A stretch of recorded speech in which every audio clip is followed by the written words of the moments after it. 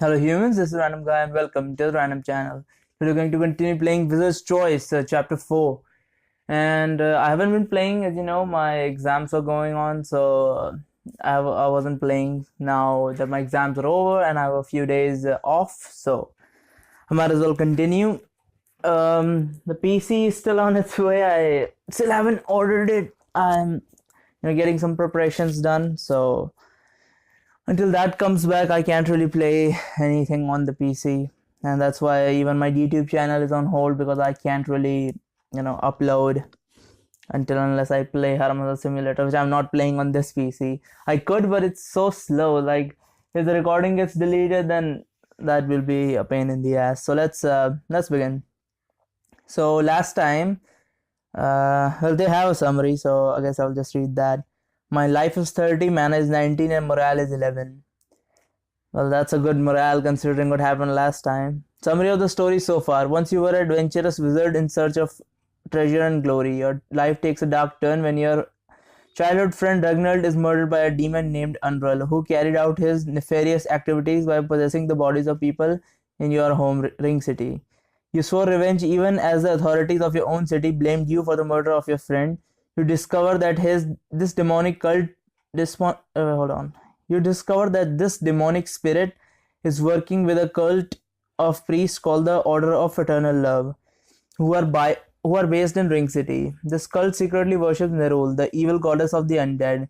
Unrul the demon was working with the cult to bring about his permanent residence in our world, merging his demonic soul with immortals and thereby creating the first vampire your region has known in hundreds of years.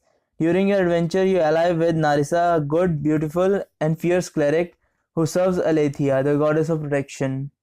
Although you and Narissa finally destroyed Unrul and destroy the evil priest of Narul, you and Narissa get turned into vampires. Now a demon co-possesses your body, however you have not succumbed to evil yet.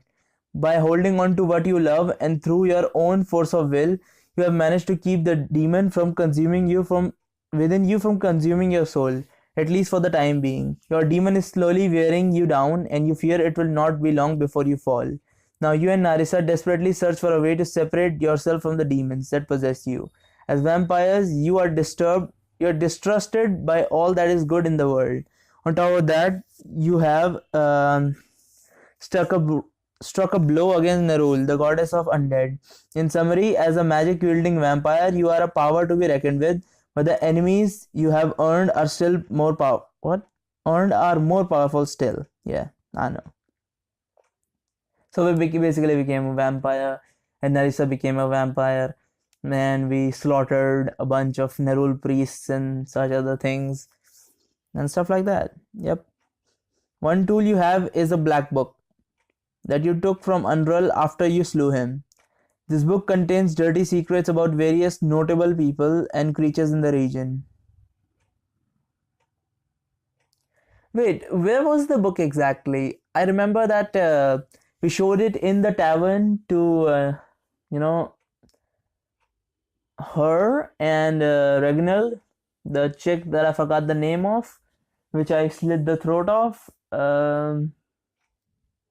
What was her name again? It's been so fucking long, I don't even remember her name. It doesn't matter, she's dead. So I showed it to Reginald and her. And after that, the book was just fucking gone. They never really talked about it that much.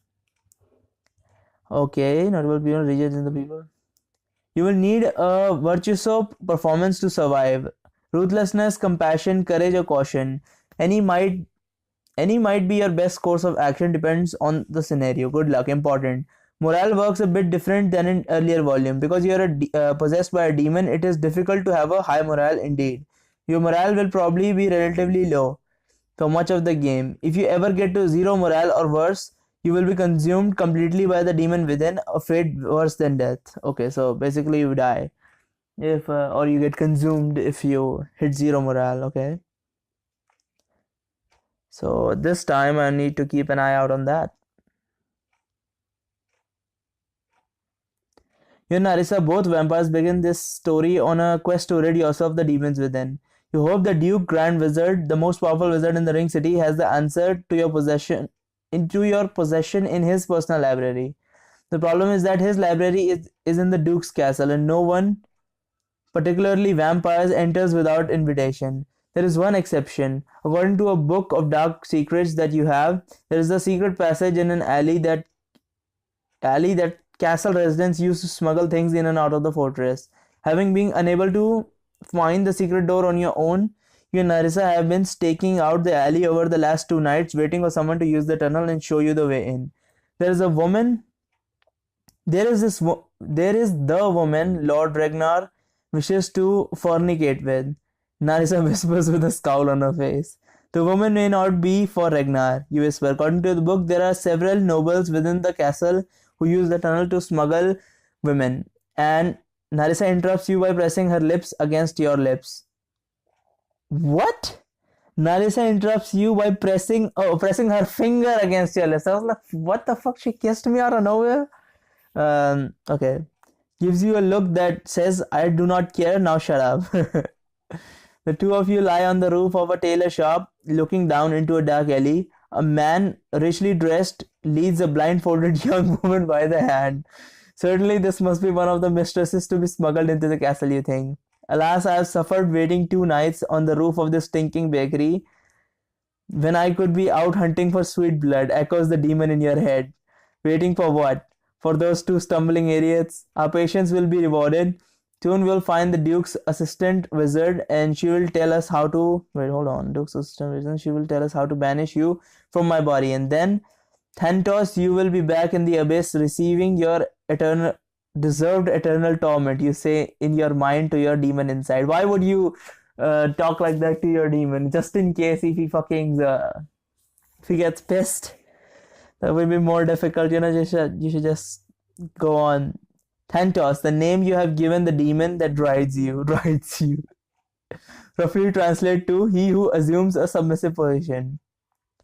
In the infernal language, the language of demons and nightmares. Of course, he hates his name, which in turn is why you love it. This is a fool's quest. You and I are one soul. It will not be long before I crush your... With an exertion of will, you suppress your demon's voice. You do not want to hear the thing gloat about how it's getting stronger every day, how it's slowly consuming you from the inside. Down in the alley, the man leading the woman halts. In the light of his lantern, he traces a intricate symbol in the air with his finger near the wall. The man then stands there motionless. The blindfolded woman begins to say something, but the man clamps his hand over her mouth. After a minute, the red outline of a door suddenly blazes into the bricks. A sudden moment later, the portal begins slowly opening inwards. As soon as the door is open wide enough, the man pulls off the blindfold and shoves her in. He then takes a few hurried steps down the alley towards the busy street, waves his hand, and disappears. What was that? Did he turn invisible? Teleport, you wonder? What now? Hold on, what is that? What is happening here? He then takes a few hurried steps down the alley towards the busy street, waves his hand, and disappears. Well, it's a busy street, of course he disappears amongst the crowd. So did he actually disappear? What was that? Did he turn invisible? Teleport, you wonder? What now? You whisper to Narissa. You and Narissa have expected whoever opened the portal to use a key that you could then steal and use at your leisure to enter the tunnel. Now the delivery man has disappeared. The magical door to the tunnel has switched direction, slowly closing. You estimate that you have a few seconds. Perhaps Narissa could hug you to her chest and swoop down using her mighty bat wings, as you have done in several occasions before. You should have time to make it before the door shuts. You may even have time to cast a quick invisibility spell on you both during your flight. On the other hand, now that you know where the door is, perhaps you can figure out how to open it. You do not think you can mimic the spell the man cast on the door. However, you may be able to find a way to open it. Man, 6 mana? That's a lot of mana. Ooh. I'm gonna fly down invisibly. Flies down, you whisper urgently. Without a moment to lose, Narissa wraps you in her arms as you cast an invisibility spell on you both. Narissa then launches off the roof with a massive bat wings, invisible at the moment, glides you down to the alley street. In through the door you go, just as it begins to shut. Several meters inside the tunnel is a man with a lantern in one hand, turning a key in the wall with his other. You hear a click in the ceiling behind you. The woman who has been pushed into the tunnel is standing beside him. They both turn suddenly turn to look in your direction. What was that? You say the man says the man. You ask me. The woman says in a tremulous voice, I see no one. A monstrous rat, I have little doubt. Now that her blindfold is off, you can see how pretty she is. Her large green eyes stare right through you and Arisa. The man is not so attractive. He is an old hunchback, sickly pale. You suspect the rags he wears were once a uniform of some sort. There is still the vague outline of the Duke's coat of arms on what's left of his tunic. You and your vampire companion stand deadly still as the pair watch the secret door close behind you. The old man shrugs, puts a key in his pocket, and continue on with the woman trailing behind him. The man I am to meet, what is he like? How should I know? The man says in a gravely voice. They just shove things into my tunnel and I shove them out the other end. A regular mule I am to them. As a vampire, you can clearly hear the conversation even though you are following them at some distance. Perhaps he is a lord, the woman says hopefully, or a lady. The man says with a cackle. It is always one man on each end of my tunnel. One of the street One on the street who pushes pretty things like you in, another man in the castle who pulls them out. Who will be the one who receives the toy tonight? I do not know. Who cares about the old hunchback, Hunchback knows. What the old hunchback knows. This is so fucking well written. I like it. What does a mule care about what he carries or what does a mule care about what he carries or who he carries it for? If you took a bath, they might open the door a bit wider, I expect. Then you might know more, says the woman. Oh, to truly be a mule, that would be a mercy. A dumb animal needn't suffer the cruel jest of spoiled horse, says the old man. I'm only trying to be of service, and I'm not a horse, says the woman. The old man cackles. Okay. Ah, then, my lady. Oh my God, he became our nice guy. I'm afraid you have been sent to the wrong entrance of the castle. You see, this is the tunnel of shame, a means by which things better left unnoticed disappear. If you do not believe me, when you are done with your lady business, and be sure to ask your lord to send you out the front gate. Certainly his wife will want to give you a proper farewell. Must we suffer these fools? Santos asked. I might as well have never left the abyss. Nothing would please me more than to send you back to your hell. You silently tell the demon. Surely there are perils ahead. We should bolster the strength of this body. Let me drain these idiots. Death would be a mercy for them, and this tunnel is a finer tomb than they deserve, says Thanatos. Narissa slinks along beside you. She gazes at the pair intently, indeed hungrily. The old man does not look like much of a meal, but the young blood of the woman will certainly give you strength. Keep following. Someone is expecting this woman, you think. Best to allow the delivery to arrive, all to proceed as expected, if you want to leave the castle alive. Meanwhile, the sallow old man and the woman continue to escalate their bickering. You are a little swarthy tunnel man, not even a man, but a mole, says the woman. You are a cow, being whistled for by your master. That a cow is useful. I do not suspect you can be milked. How about it? Can you be milked? Oh, this is so good. Asks the old man as he reaches back at her. She recoils. He does not press his milking attempts. Rather, he turns and resumes leading her along. Perhaps I should kill them after all, you wonder. Just then, the man fishes in his pocket, pulls out a key. Stop there, cow, if you value your life. He then inserts the key in the wall, a keyhole that even your keen eyes had not noticed. When he turns it, there is a click on the ceiling, and then light streams in. I thought light screams in. How the fuck does light scream? Light streams in through the outline of the door on the far wall. A door that has been invisible a moment ago. Come on, then out you go, he points. The woman skirts around the man and then push. Hold on, is skirt an actual term in the English dictionary? I mean, I know, the rappers use it, and it's a more of a slang term, something you would find in Urban Dictionary. But is it an actual term? Yeah, I think it is an actual term because I've read I think I was reading a novel which said something like skirting around outside of a house. I don't know what it was, but I think it's an actual term. The woman skirts around the man, then pushes the secret door open. Lights stream in, and then she is gone. When the door shuts, the old man turns the key again, and the outline of the door disappears. Then sighs and puts the key in his pocket. Begin walking towards you. Although your invisibility spell has worn off, you are too far away to be visible in his lantern light. Narissa motions for you to follow her into an alcove attached to the tunnel. Inside is a chair and a small table. There is a pile of straw in the corner with a blanket on it. There is enough space and shadow in this alcove to be able to hide from the old man if you want. Perhaps he will pass by. You have a magical key that you use to open locks. However, it has been drained of power and you will need to find a way to recharge it. Meantime, you have a spell that you can use to magically unlock almost any portal. You expect you could use that on the secret door. On the other hand, the old man has a key. He would make a nice snack. Besides, finally, you can charm him. Little is remembered by those under charm. Ooh. I don't want to use mana though.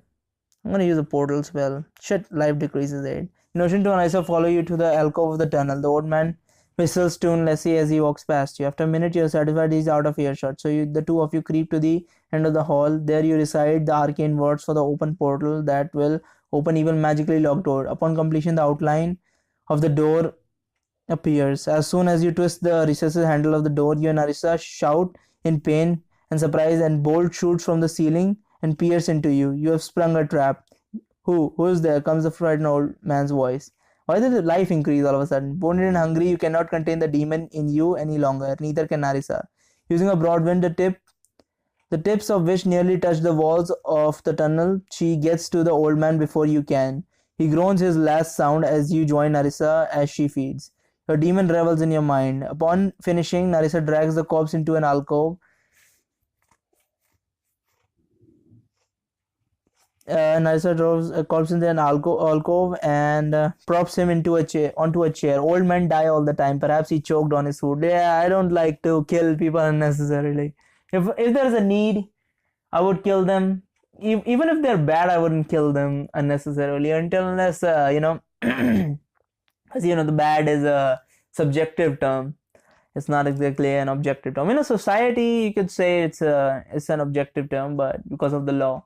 But other than that, it's a subjective term. So I prefer to not kill anyone unless they are like an actual threat to me. That's the way I do, business contract. Okay. She points down to some old chicken bones scattered on the little table. You frown at the bite marks on his throat, pull a handkerchief from your pocket, tie it around his neck. Old men are often cold, you say. Other than the key, there is a little of interest on the corpse. A few silver pieces, handful of copper. You decide to leave the coins. Perhaps whoever finds him will be thrilled enough by their small boon to not ask questions. The two of you return to the end of the tunnel. Since you set up the trap, you presume there is nothing to fear. You slowly open the portal. You peek inside. You are revealed to see no one inside. There is a small bed in the corner. Hold on a second. Alright, let's continue. You slowly open the portal. You peek inside. You are relieved to see no one inside. There is a small bed in one corner, a lamp on two walls, and a low fire in a simple fireplace. Hanging up in the corner is a suit of armor.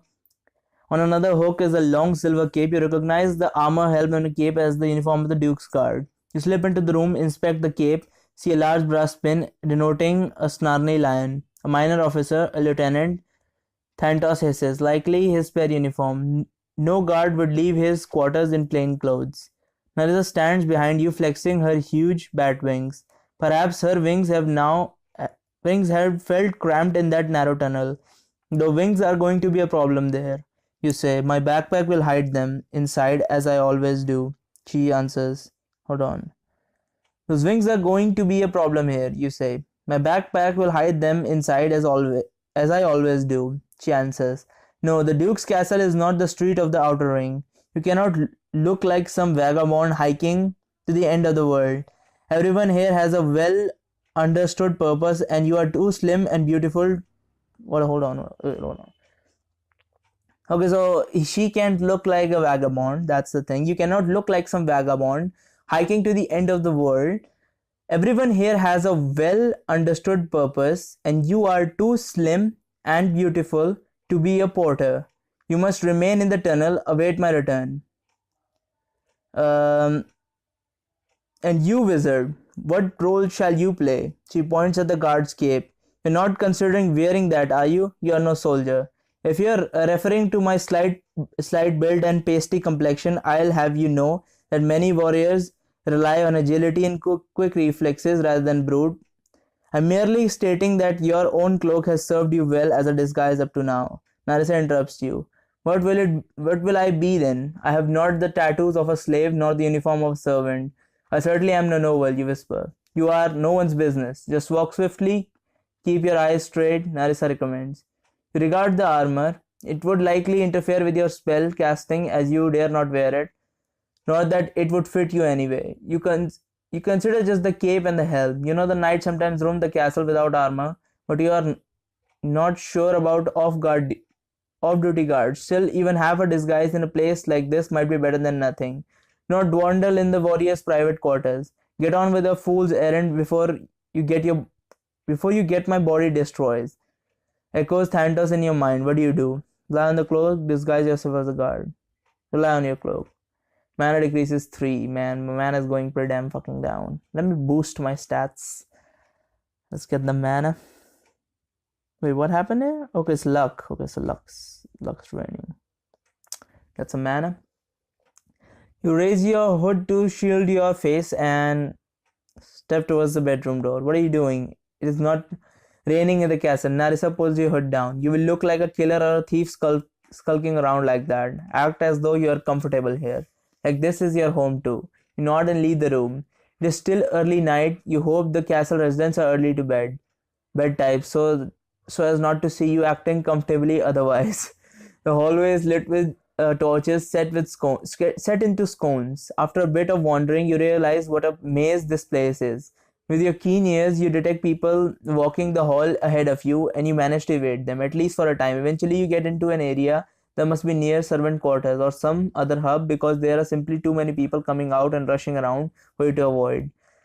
Most pay no attention to you, but one middle-aged, finely dressed servant woman carrying a large plate of fruit catches your eye and nods to you politely. You nod back absently, and you notice a flicker in her eye as though in a surprise. You hurry down the... Wait, what? You nod back absently. You notice a flicker in her eyes as though in surprise. You hurry down the hall. After a few minutes, Thanatos says, that freeze of the Kraken, I have seen it before. Fool, you're leading us in circle. Navel stung, you curse. If you have a recommendation for which hall to take, by all means speak. Gods know you enjoy filling my head with useless chatter every other moment. I found my way through the abyssal labyrinth of Mazdal Akalinth. What the hell is this? Abyssal labyrinth of Mazdal, aka length. Is it aka like also known as, or just is it Aka? Length? Before your moons rose for the first time. Thanatos snarls. This splattering of doors and halls is beneath my attention. Make it worth your attention, you retort. Every minute we spend wandering around this place like an idiot. The mental lambsting of Thanatos is broken off by an excited voice behind you. Aye, there he is. You look back and see the servant woman. Excited voice behind you. Aye, there he is. You look back and see the servant woman who had exchanged a nod with earlier. She's with a pair of guards. Not good. You think as you turn the corner. Fool. I told you how suspicious we look. These plebs will do anything to gain favor. To catch a spy, that would fetch them a few silver. Thanatos sees in your mind. Ha! Fool this, fool that. If I'm such a fool, then why do I still control this body, you say? And no, you did not tell me anything of the sort. Anytime you feel the need to be of some actual use, by all means speak up. Thanatos blathers on about how you're on a hopeless quest, and you cannot avoid the inevitable, but you do not have time to argue with the demon. There is a sound of running boots. If you run, these three will surely raise the alarm. You kiss the air, murmur a few arcane words, and then release your charm spell, just as the servant woman and the two guards appear around the corner. My son, the woman exclaims, finally you visit me after all these years. But the guard scowls and sheathes his sword. The other steps forward and shoves you against the wall. No, that's my beautiful boy. The woman shouts and pushes the Bulky guard with a little effect. Crazy wench, the guard snarls. She covers in pain for a moment and says, then please, do not hurt him, he is just a little boy. Uh, the other guard laughs. Is that what you are, a little boy? Not knowing what else to do, you nod. Thanatos screams in your head, do not suffer these insults. Kill them. We are vampire. We are vampire, okay. That's a weird phrase. We are vampire, we are a vampire. Because, there are multiple vampires. Well, little boy, the guard grins as he puts his clenched fist up to your face. However, he does not finish his sentence because the woman hurls herself on him, kicking and biting. It takes a few seconds for the two guards to subdue her, after which time one of them drags her away for a few deserved lashes. The other guard turns to you. As for you, little boy, go get some colors on and find your master. We cannot have you skulking about like some Hell's Gate hooligan. I mean, that he strides off after the other. You take off in the other direction. Although we still don't know where the wizard's library assistant is, you're able to find your way back to the servants' quarters, where the secret tunnel on the passage is. Narisa comes out of the hiding. You briefly tell her what happened. Perhaps I was wrong. Perhaps you should pose as a guard. In a castle, everyone has a purpose, and a uniform has, and that purpose has a uniform. You roll your eyes as you snatch the officer's cape. Man, this is so linear. The story, the story lets you play around, but it's way too linear. I feel like everything of this story is linear. I mean, I guess, it's not exactly, a triple A title. It's not exactly the author has like a shit ton of money to just spend hours and hours of doing this. So this is fairly linear. What happens is that whenever you make a choice in this game, what it would do is that it will either consume mana, take away your life, or take away your morale if you make the wrong choice. Or, I mean, if you make any choice, there is a chance of these three depleting. The only thing is that the best choice will be, there will be less depletion. In other choices, there will be more depletion. Like in this one, I think I lost 2 mana in this everything. It is a risk, but you decide to leave the officer's pin on the cape. Although you have never been a soldier, much less an officer, perhaps the rank will give you some type of leverage, as long as you don't turn into the pin's rightful owner. Now comes the tough part. Where are you going to find the wizard's assistant, Asrathel? Asrael is a powerful wizard on her own right, more powerful than you at least. But you want access to the library of her master, Duke's Grand Wizard. There you should be able to find out how to rid yourself and Narissa of the demons that ride you and return your humanity. Asrael can give you the access you require. The trick is finding her and then convincing her to help. You would seek out her master, but he has a reputation for downright hostility towards anyone who bothers him. A vampire he would destroy in a heartbeat. Besides, he is known to be on some far-flung quest for the Duke. All you could gather from the city about the wizard's assistant is that she's an elf that lives somewhere in the upper quarters of the keep. You estimate from the stairs and slope of the tunnel that you just came out of that you are presently in the lower quarters of the castle, perhaps just one level above the dungeon. Alyssa takes a key and slips back into the tunnel. The door of the tunnel is hidden behind a tapestry depicting mounted knights slashing through a line of pikemen. Besides this simple concealment, the door blends into the stonework amazingly well.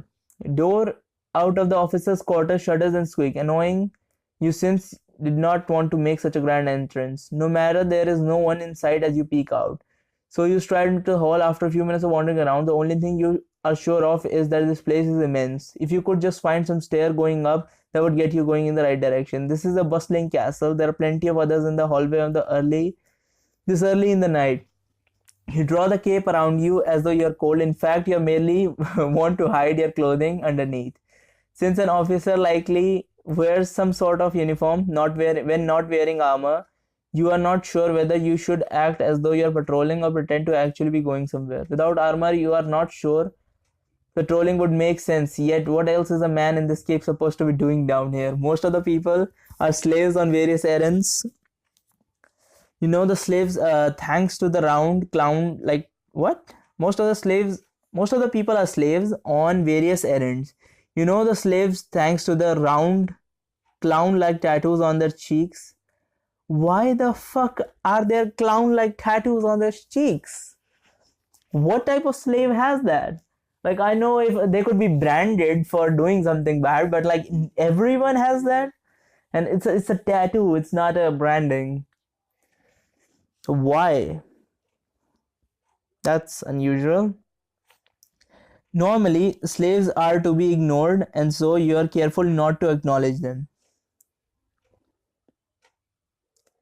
Slaves are to be ignored, and so you're careful not to acknowledge them. Everyone else you give a polite nod to in passing. Some of them you acknowledge, give you a strange look, while others nod back or ignore you. One pretty young servant woman gives you a big, obvious smile. Up ahead is a pair of slaves walking towards you. Perhaps I could ask a slave where the stairway is. They will answer a question with no question of their own, you think. Now we are going to ask directions from a slave. You're a vampire. Slaves are for food and sport, not for speaking with, Thanta said. You groan to yourself. Thanks to this thing being a part of you, it can listen in your surface thoughts. Indeed, you wonder if there's anything you can hide from the beast. You could ask someone else, not a noble. That would be too risky. Perhaps a free servant of the like. Talk to the slave. Who better to ask direction from a slave knows the castle, yet will ask no questions of me, you think. As a vampire, you now have a real knack for stalking people. You single out a child slave straining to carry a stream bucket. You follow until she's in a deserted hallway, then you quicken your pace to catch up. Where can I find Astorel? You ask as you place a hand on her bony little shoulder. She startles and sloshes hot water on the ground. Sir, I am sorry, I do not. The wizard's assistant, where is she? You demand. Oh, there is a little blood on this one, but it would taste so sweet. Landers there. You nostril flare with certain hunger. You could take this one aside somewhere. No, you tell yourself. You withdraw your hand. I do not know, sir. The towers, somewhere in the towers. She stutters. She is simply trembling now. Useless, a useless slave. Make her pay for her stupidity, says Thantus. The nearest stairway then. You ask. The girl seems to relax slightly now that you have asked her something she knows. With a trembling voice, she gives you direction. You're on your way. The stairway is steep. Stone... And I don't like the fact that I don't have that much mana. I would like a lot of mana, but then again, I have a lot of life, so I can take some hits, I guess. The stairway is steep. Stone fresh cross. Of course, after we are done with this, I'm going to look up a guide and go through this again. Man, the thing is, I can only find the guide up till like 5th or 6th chapter, so I'm going to have to do it on my own after that. But we'll see. The stairway is steep. Stone frescoes decorate the walls, artwork, some rather valuable looking glints in the torchlight high above. You're wondering whether you might use a spell to climb up the wall to quickly snatch a small statue of golden manticore with emerald eyes. A door into the stairway above opens and two burly guards step out. They look down at you with keen interest. You could take the initiative and start a conversation with them. Tell them how you're new to the castle. Perhaps you can even find out them from where Astral is. On the other hand, perhaps the less you say, the better. God damn, that's a difficult one. I don't want to initiate conversation, but I feel like if I nod and hurry along, they will fucking stop me. They will fucking stop me anyway. So I'm gonna initiate conversation. Finally I find someone who knows something of this labyrinth. Exclaim to the men with a smile. Tell me, good sirs, where I can find the wizard's apprentice, Astorel. Asrathel. I am always calling Astorel. It's easier to say, Asrathel. Okay. Ha, finally you show some backbone, than to say in your minds. I'm Randall, says the long-bearded guard. And this one is Wexler. Randall nods to the clean-shaved young guard beside him. And you are? Well met. You smile as you think of a lie. My friends call me Torture. Fool, you cannot name yourself after whatever happens to be around Thanatos. Randall screams in your mind. Torture, eh? I'm sure there is a story behind that. Self-Exer. Random Helms. Well, Torture, where's your armor, man? We were ready for this question. It has not been issued yet. I'm new to the castle. Oh, I know a fresh face when I see one. Randall looks at the pin of your cape. I would expect a man of your rank to have a suit of your own. I do, of course. It needs to be altered. It's not regulation. Steel tongue, Vexer asks you. You shoot him a quizzling look. The blacksmith. Old steel tongue, yes? Yes, I presume. He did not give his name, you say. He's an idiot in all ways, but armor. And your sword? Also in need of some proper decoration. You point at the Duke's insignia on the hilt of the Wilkes sword. Quicksilver is in the care of the smith now. Quicksilver, a good name for a blade.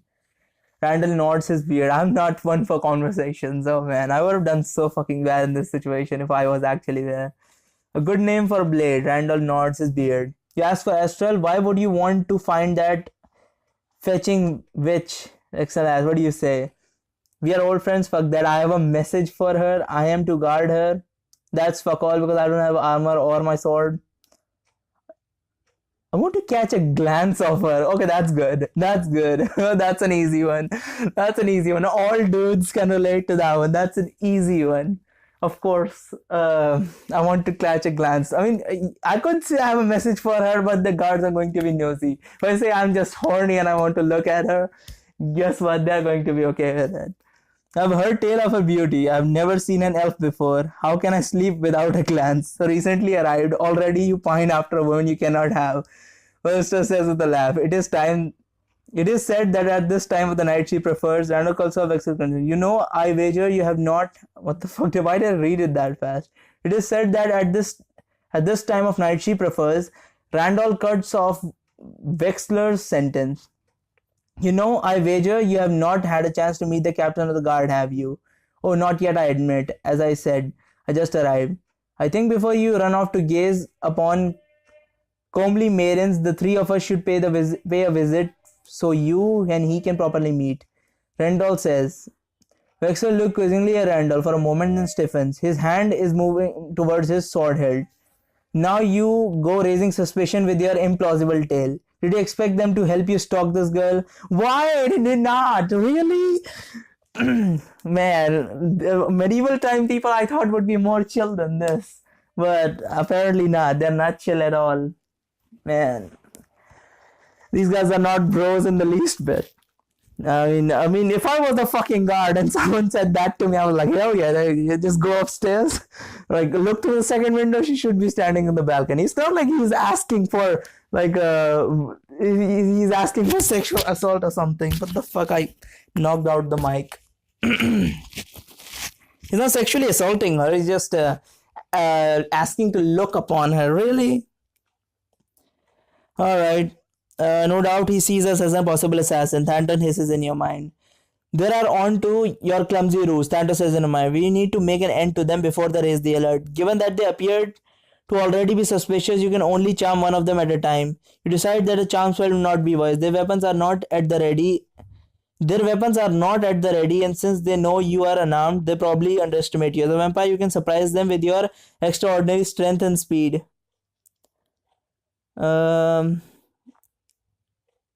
On the other hand, a simple sleep spell should take them both out nice and quiet. Finally, you could project an illusion of other guards or armored knight, someone that can vouch for you. I don't want to use mana, dude.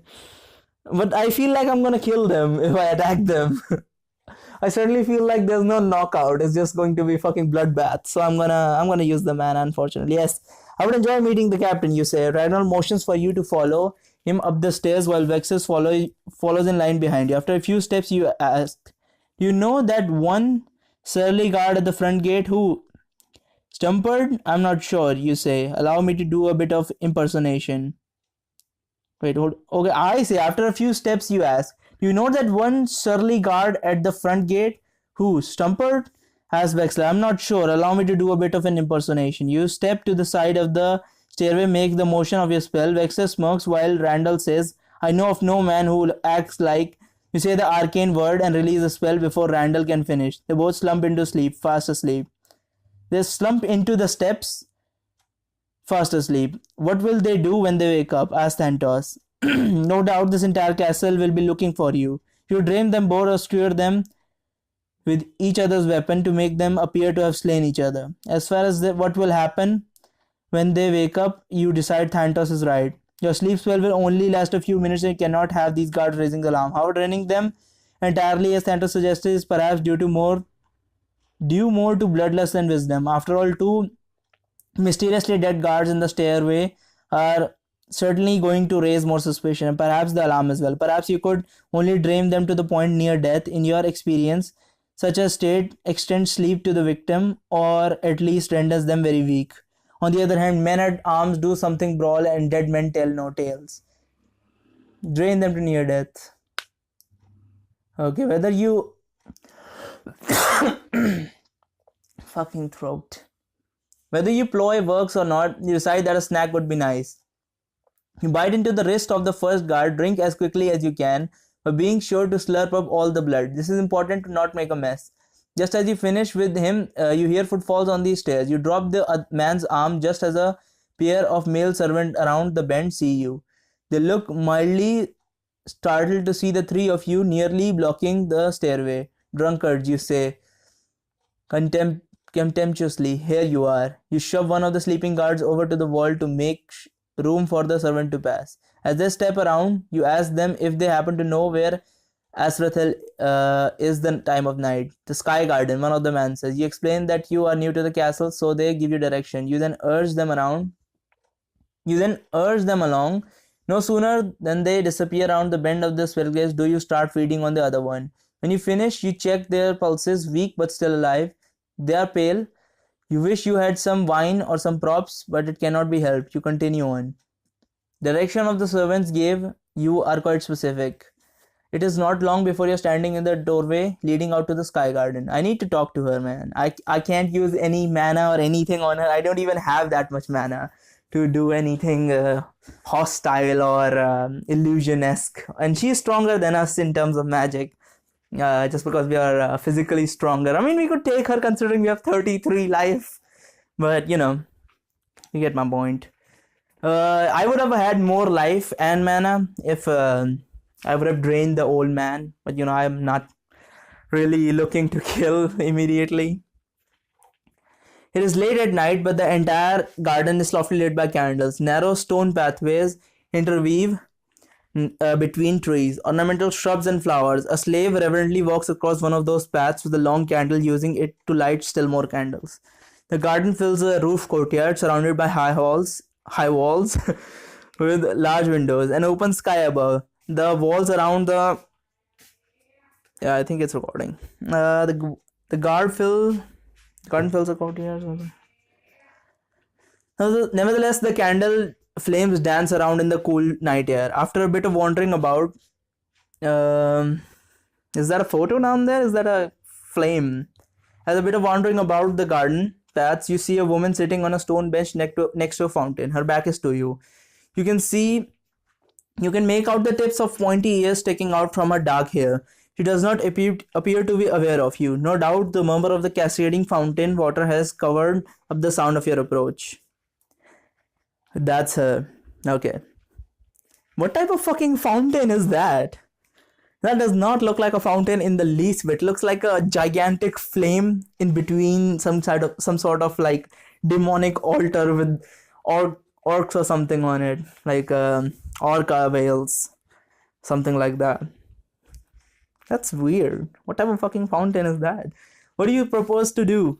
Since Thantos in your mind, is your plan simply to walk up and say, hello, perchance do you know how to make a vampire human again? I doubt a clever spellcaster like her would have taken in by a lie. Perhaps she will be merciful and tell me how to rid of you, you say back. First, she will think you jest or mad, and then she will take a good look at you and realize you're in fact telling the truth. She will then use her most effective elf with sorcery to destroy you. The demon says, why destroy one who wishes to be better? You are a liar, Thantos. You only wish for me to fail, you say. Oh, you are right, says Thantos. I am a liar indeed. All demons mix truth with lies. You are a vampire. And what does that say about you? It will tell her that you have a demon inside, and therefore you are a liar. I do not tell you this to make you fail. I tell you this to keep my body safe. Perhaps I will charm her, you say. Beguile an elf, not likely. Why do you think the Duke's Grand Wizard, a human himself, would choose a non-human as his apprentice? You do not answer. Thantos continues. Because a wizard needs a most trustworthy apprentice and the court full of sycophants and plotters who prey upon human weakness. He cannot have every half-wit spellcaster charming his assistant and stealing his secrets. I will focus extra mana into the charm spell, you say. Thanatos dismissively. Of course, you wish to discourage me, you say in your mind, but know this. I will be rid of you, and Narissa will be rid of the fiend that rides her as well. Astral will tell me how to make it so. No, she will not. Because even if she wanted to help you, she does not know how or does her master's library hold any clue. You cannot learn how to do the impossible. It is time you accept your fate. You will never be rid of me. Soon you will be no more. I will consume you. Is indeed consuming you slowly from the inside. You can feel your mind slipping away, and sometimes you lose your sense of self altogether. It is the same for Narissa. This is why the two of you have set off on this desperate quest. There simply must be some way to save your soul. Do not test me, demon. I would sooner slay myself than allow you to devour me, you say. I rather like this thread of existence, so I would admit I would rather you not destroy this body. Nevertheless, do it if you must. Our souls are one, and we will ride into the next life together. Thanatos pauses, then continues. Now, if you are through spouting idle threats, I will tell you what you must do to keep this body alive and finish your fool's errand. Let me guess, slaughter the entire castle. Oh wait, no. Only the children, right? You say sarcastically, cackles. Finally, you are seeing the human in all of this. But no. Something so conspicuous, I say, that you must make that little elf make her a vampire. Oh, you would like that. You scream in your mind. To bring another wretched demon into this world. You would, you would have me spread your plague. As her maker, she would be your slave, and she would tell you what she knows. She could even aid you. After all, if you really believe that you can unmake vampires, you can save her soul too. You look around the garden. Whatever I'm going to do now is the time to act. There is no one in the sight now, that not even a slave, you think. What do? Convince her to help. Cast charm on her, make her a vampire. Cast charm on her definitely will not work. Now here's the problem. I know this story tends to be very linear, so I feel like the right option is make her a vampire, but I'm going to convince her to help. And life decreases by 8. My lady, I'm sorry to disturb your meditation, you say. Astral turns to you to reveal a delicate and beautiful face. Rather than irritated, her eyes betray a calm seriousness. She nods. You're known throughout the castle for your wisdom. You have traveled here to ask your counsel. I have this friend, more than that, someone I love. She has been turned into a vampire. The elf looks at you carefully. Take off your helm, soldier. She says, not unkindly. You do as you are asked. There has not been such a being in this region for centuries. Are you certain? She says, I am, and I love her. I cannot watch this thing consume her. More than anything in this world, more than my own life, I want to free her soul, cleave her from this monster. Allow me to consult the god. She says, she waves her hand and chants a few words. She's a wizard, not a priest. What is this about God, you wonder? The witch is lying. Thanatos hisses. Kill her now before it is too late. It is true that Estrel has just finished a spell, not a prayer, you realize. Just then you feel another presence, as though someone is knocking at the door of your consciousness. Neville's tongue. He's trying to read my mind. You love what she was, not what she is. As you love her memory, destroy her puppet body, send the demon back to abyss. Send her to the abyss, you ask helplessly. Why am I reading so fucking raggedly? Knocking on the door of your mind is now pounding. You cannot keep her out much longer. Your friend, she exists no longer. There is only the demon now. She says no. Sometimes I have heard tale that the soul can live on, separate from the demon, you stammer. For a time perhaps, but in the end, sentence cut off, her eyes widen for a moment, a flicker of horror replaced again by calm wisdom. She knows, take her, shouts Thanatos in your mind. Perhaps there is a way to save her, Astral continues. Up there in my master's library, you follow her pointing finger to a castle tower high above. As you note a brilliant strange light in the window, an arcane word is spoken behind you. You try and turn to leap out of the way, but you are too late. A lightning bolt shoots from Astral's outstretched palm, rips through your side. Your quick reflexes await a direct hit. You are blasted and spun by the force into some muddleberry, manicured. Why did I read muddleberry? Some manicured shrubberries. The thunderclap is deafening. You hit the ground as you roll to your feet. deep to the side, just as a gout of flame envelops the bush you were just in. Before she can launch another spell, you spring over a flower bed, slam into the elf. The two of you roll to the side with your fangs in her throat. She is delicious. God damn. So you were supposed to do that. See, I told you this is linear. This is completely linear. I already told you. I knew it. After a few seconds of desperate gulping, her struggling becomes less, so you carry her under some nearby ornamental tree that provide cover. As you drink from the witch, you peer around the foliage to see the carved servant who saw earlier, joined by a guard and another man, perhaps a minor noble. They are shouting about lightning and to put out the fire. You retreat back further into more private quarters of the garden, but good cover is hard to find. Astral is still moaning and struggling. You can see from her in recessive of the garden another fountain, a large one spouting spray up into the air. You drag your victim into the fountain on the far side of the spray. Now you are hidden. The sound will mask any noise the two of you will make as you finish. She will help us. I will force her to help us. You think desperately. Handos laughs. Yes, there is only one way to ensure her allegiance. Turn her. When I discover how to reverse this demonic possession, I can cure this elf maiden too, you think. Oh, the lies you tell ourselves to soothe our consciousness. Thantos laughs. You know you love her blood and take that what pleases you. Drink deeply. Alright. That's right. Do not kill her. The demon inside you says. Balance her life on the edge of a razor. Prepare her for the union. I must call for a demon, one to join with her, you think. Certainly. Thanatos exclaims, and you must choose wisely. I recommend Meluzus from the spiral layer of the abyss. He is powerful enough to dominate the elf's soul, but will gladly serve his maker. How can I trust you? Perhaps you would have me bring you an ally. Someone to help aid you in my subjugation. By all means, invite who you wish. Do you have a demon in mind? A friendly denizen of the abyss who enjoys thoughtful, sensitive conversation? Thanatos laughs. You do know a few demons actually. They invade your dreams during the day as you slumber in the crypt. Never dreams. Only nightmares, you think. Still, these terrible night visitors are probably no worse than most of their kind. They would not be the one of Thanatos choosing. What do you think? I'm gonna call for another demon. My life went down. You know Thanatos is a liar and will not hesitate to give bad counsel if it serves her purpose. You are not sure how this Meluzus might aid Thanatos, but the fact that Thanatos wants him is enough for you to go with some other demon.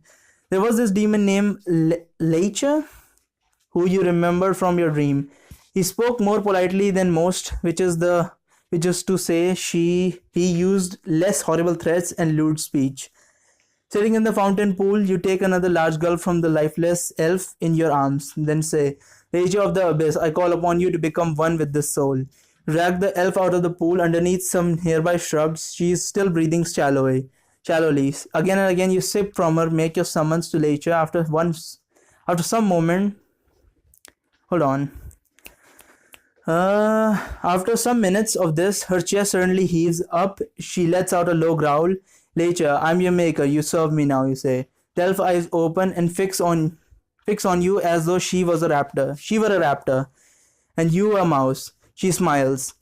Her fangs have already grown in. It is I, Leicha. As gratitude for pulling me out of the abyss, I will serve you for a time. Her smile widens. Leicha, for your first act, tell me, how can I unmake a vampire? Tell me how to separate the demon's soul from that of his host, you command. Astral body convulses for a few moments and then she seeks...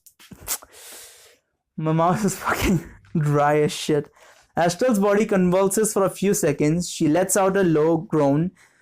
She then speaks again. Very well, let me go and I shall lead you to answers you seek. You allow her to stand. She then stabs you with a dagger. She is still weak from being turned. Your reflexes are fast, so you dodge. Perhaps the blade pierces deep into your shoulder. You snarl and push her to the ground. You are about to pounce upon her. Then she begins thrashing around as though wrestling with an unseen force. Fool, I told you not to summon just any demon. Leicha you selected is weak and allowed the wish to take back her body, says Thanatos. Now Leicha's battle with astral soul, you ask? Yes. What is done is done. Let us see how this unfolds. Thanatos advises. After a few more seconds, the convulsions stop. The newly made vampire regards you with cold eyes. I apologize, my lord.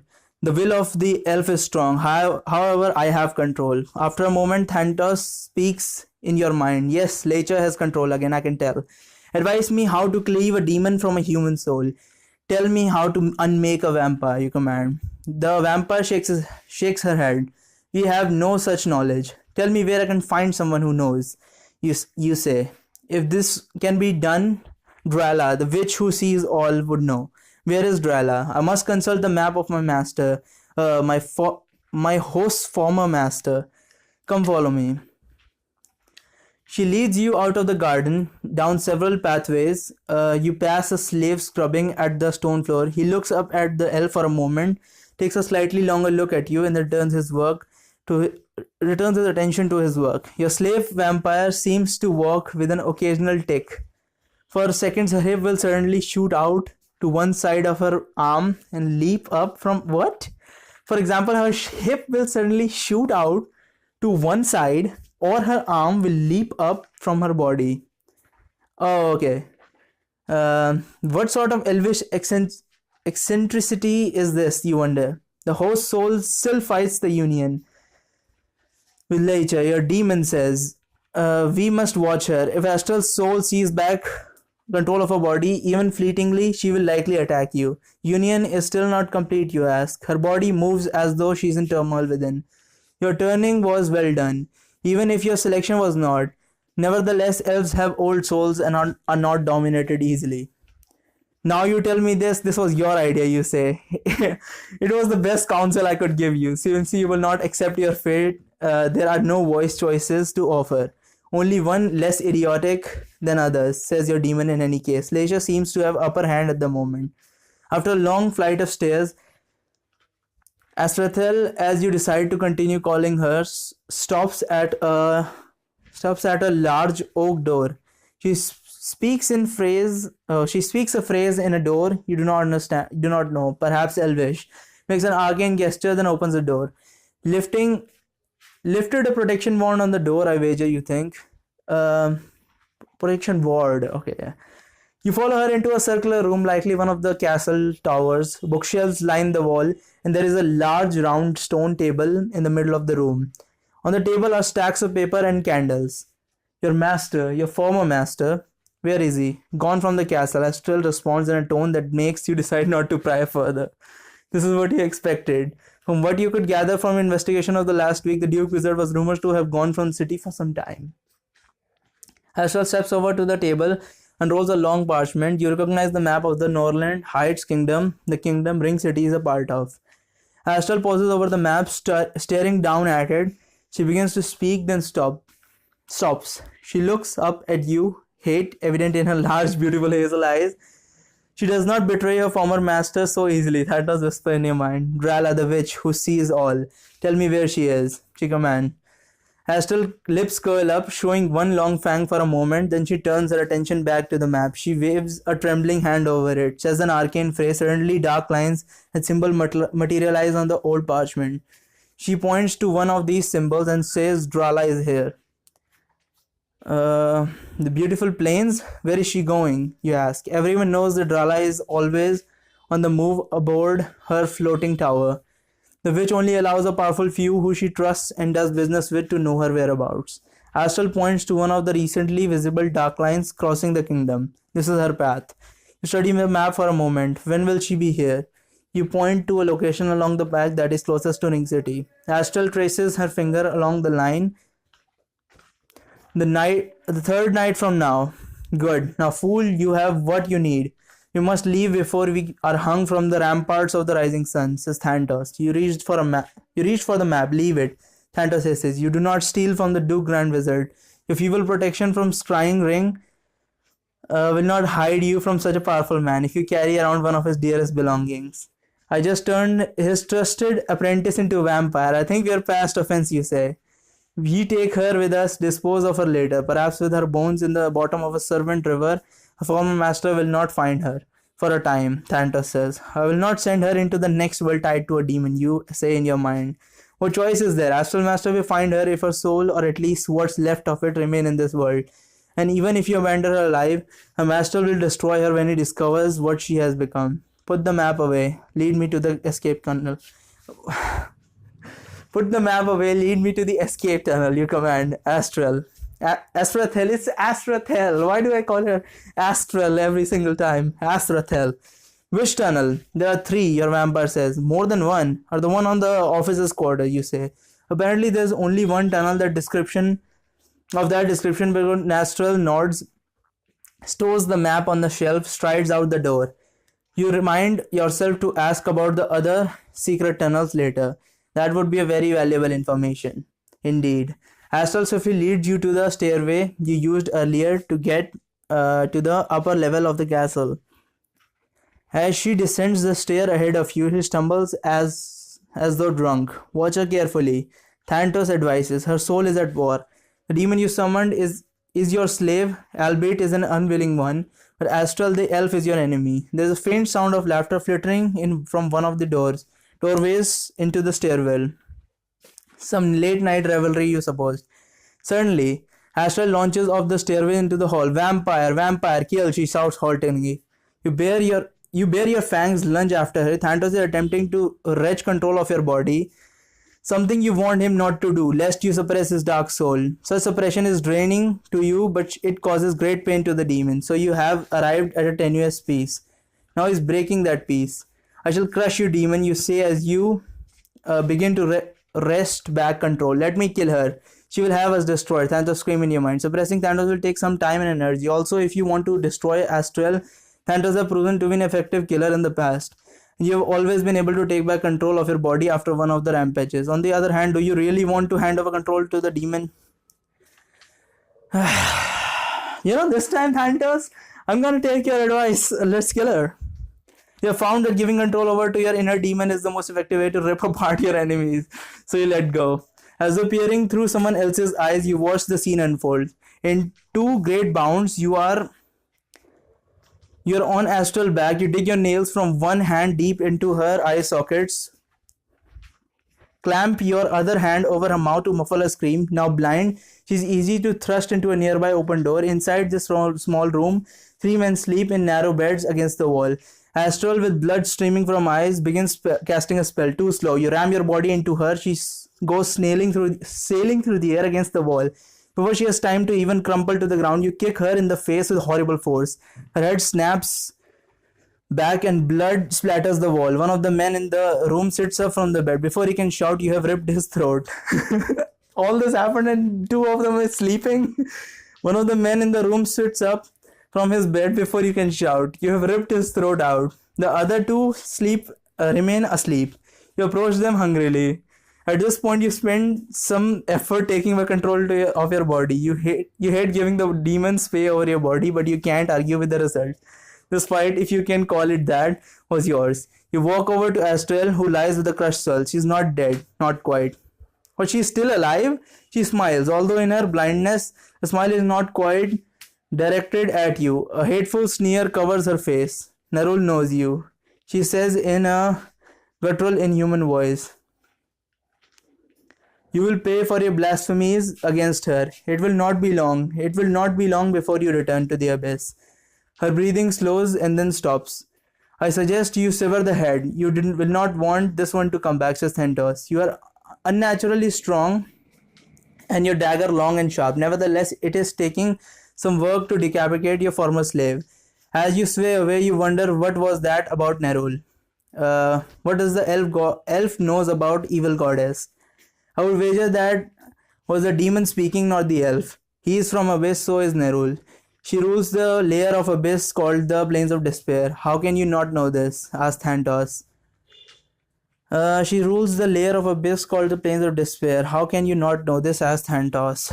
Excuse me if I'm not fully acquainted with the politics of the hell you came from, you say. In any case, I recommend you heed the warning. Demons lie, as you enjoy saying. But her expression was too self-satisfied to be a lie. If Nerul knows us, then we best beware, says Thanatos. Nerul is a goddess. If she wants to destroy me for killing her temple and for defiling her temple and killing her priest or whatever blasphemy I might have committed against her, then there is little to be done, you say. The gods do not simply reach in and smite mortals in this world. In a universe like this one, where many rival gods hold sway, even Nerul might be more subtle than that. Gods work through intermediaries, says Thantos. You mean priests, you say? Yes, as well as other worshippers and slaves, replies Thantos. By the time you have slit the body and several heads of Astral under the bed, you shove the body of the unfortunate man you woke up under his own bed. There is no time to clean up blood. You are not sure where to find cleaning supplies anyway. Best to move on. Gods, what have I done? You think as you step out into the hallway, take one last look back at the bloody soaked floor. Indeed, Astral was of good reputation, Thandos cackles. So, what do? You turn her into an abomination, then slay her. Perhaps you would make a fine demon after all. The universe. I mean, yeah, that would be kind of cool if I can keep my head. But still.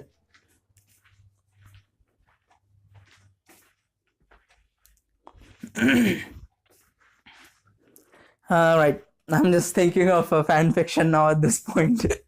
The union was not complete. Perhaps Astral's soul will be free in the next life, you say. What a pleasant lie to tell yourself, says Hunter. With an act, yeah, he's just trying to tell himself a lie so that he can, our character can, stay sane and not take shit on his consciousness. Whatever. With an act of will, I wanted to do this stealthily, honestly. Like, this is one of the things that, this Wizard's Choice and the other books that they have written, probably they're very good, and this is also very good. I'm fucking enjoying it. But the thing is just like how much more can I fucking take this linear pathway, dude? I know I wanted to go different ways. Like, I wanted to do this stealthily. I wanted to come in, take what I need, leave. But now I'm fucking first turn her, then fucking rip her head off and whatnot. It's fucking, it's a bit too much, I would say. I'm just reading this last page. I'm not really doing anymore. With an act of will that sucks some of your strength, you crush the demon from the fore of your consciousness. You hear a faint snarl as he recedes. He will not be back soon, but you cannot tolerate his glowering presence now. You wish there was a door to the sleeping chamber for you to close, something to hide the mess inside. There are sounds of boots clapping against the stone. Perhaps someone heard something. Down the stairs you go, leaping many steps at a time. You realize a man covered in blood in such a rush will look suspicious. If you come across anyone nevertheless, you just want to get back to the escape tunnel. As a wizard, you have trained memory, and since you have used the stairway before, it does not take you long to find your way back to the door of the officer's quarters. The door is locked. Of course, the officer was not going to stay away the whole night. Flander, it would appear you found your cape after all, says a deep voice from behind you. You see, there are no thieves fool enough to steal from the great Flander. Flander, it would appear you found your cape after all, says a deep voice. Oh, they're thinking I am the guard. You see, there are no thieves fool great enough to steal from the great Flander. Another man says with a laugh. God, what is all that on your cape? One asks. What do? Attack. You pivot around, spring upon them. Yeah, I attacked on purpose. There's no talking in this scene. There is no talking. My morale is way too low. I need to make sure it doesn't go down to 0. If I have to attack once more, my morale will go down to absolute 0. You pivot around, spring upon them. It's 2 guards, one with a sword in his belt, another with a crossbow. Neither of them gets the weapon ready before you slay them. However, one does manage a shout. A door opens from the hall. A woman pokes her head. Seeing you covered in blood, sets her shrieking. She ducks back inside, slams the door. You feel bad about killing them, but they did not deserve to die. But what could you do? With this mess out of the hall, you need to move fast. Considering you left the door, the officer's quarters unlocked, you think it's likely the officer is now inside. You decide that you will cast a spell to unlock the door, and then you will sneak through the room out of the secret tunnel. And life decreases and morale decreases.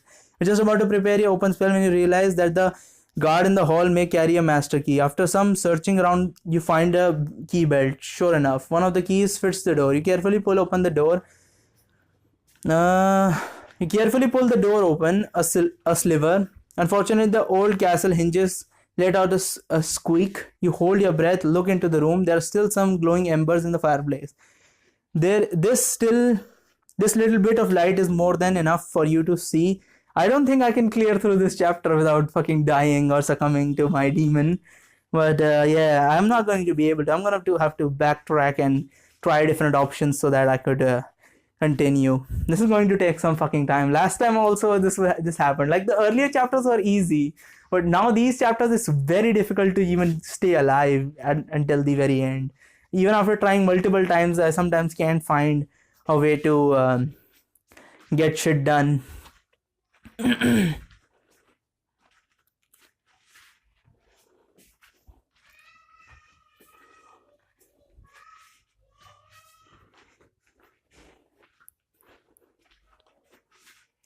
Oh, I was just thinking about earlier chapters. I kind of forgot that I was recording. You hold your breath, look into the room. Yeah, this is a large. There's a large lamp under the cover of the bed that was not there before. They are not linger in the doorway. As you open the door enough to squeeze through, which naturally sets off another racket. Slip inside, close the door before you make it to the tapestry behind which is a secret door. You hear a rustling behind. You look back, see a glint of eyes in bed. Instantly, you let out a low snarl and spring upon him, only to impale your shoulder to the point of his sword. Of course, a soldier sleeps the blade, you think. The officer shouts, tries to withdraw his sword from your body to strike again. You embrace him tightly, driving the sword deeper, but this allows you to bite down into his throat. You begin to drink, determined to make this man pay you back for the wound he inflicted on you. However, you hear the commotion in the hallway.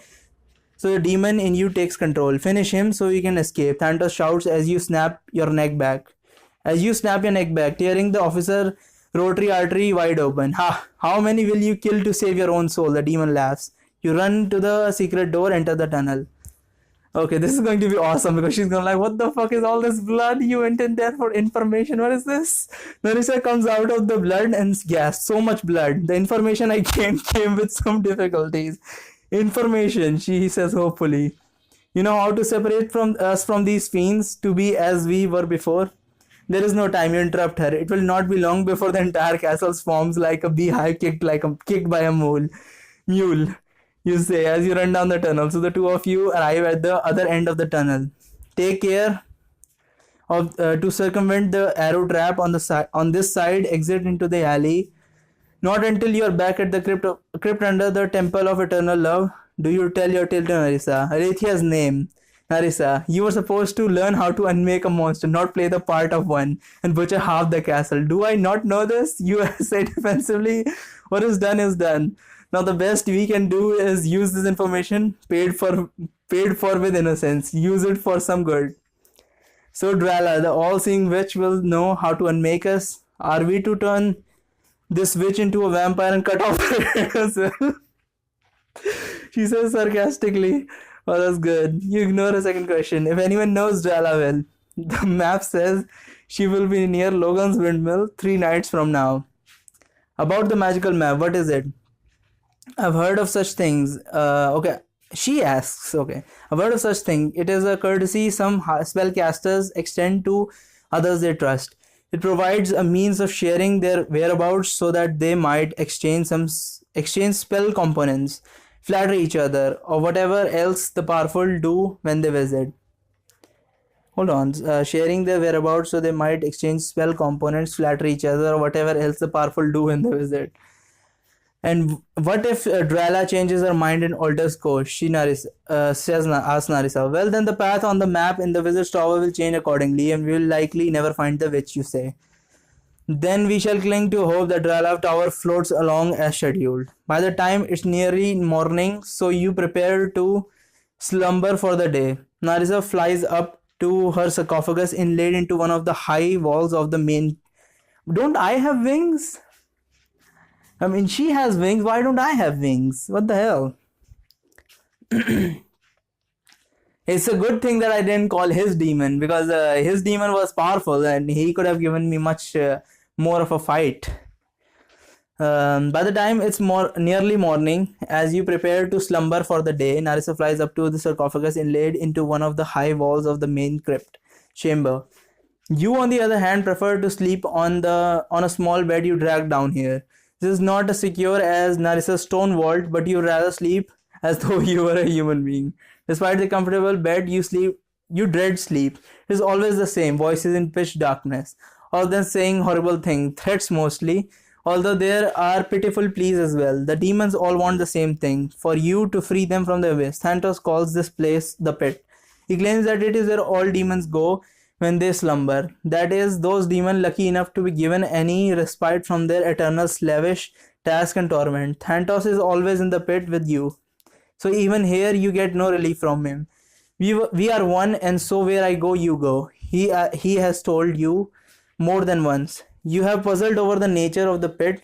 It is not a dream. You are certain that the demons and the monsters that inhabit it are real. At the same time, it's not exactly a place, at least not in the sense that your own world is a physical place. Now, the demons have ever touched you. You're sure that they would if they could. You cannot even feel anything yourself. So, as best as you can tell, your soul is simply floating in darkness. Despite this amorphous state, it is not a place to relax. Some of the demons know a great deal about you, the people you have known both alive and dead. They claim to do terrible things to the dead you have loved, including your childhood friend Reginald. As for the living, they have plans for them too. There is nothing you could do to block their voice. You have no fingers to plug your ears. Your shouts do not drown them out. You would not go to sleep at all if it were not for the weariness that overwhelms you as the morning blooms. So it is now that by the time you surrender and rest your head on the pillow, you fall unconscious. Okay, so this is it for today. I think I've recorded for at least an hour, 20 minutes or so. So thank you so much for watching. Like and subscribe. Leave a comment down below if you want to ask something. And in the description is my Twitter. Follow me there. And also there is my DTube account where I play hentai games. And I haven't been playing for a while now, but there are plenty videos there. I'm not playing because, my computer's kind of fucked. I need to get a new one. Also, what was I going to say? Yeah, when you go to the DTube channel, on the top right, there's a gear button. Click that, click NSFW, click show. Only then most of the videos on my channel will show up. Most of the videos are NSFW and DTube hides them until you specifically select that. So yeah, thank you so much for watching and bye-bye.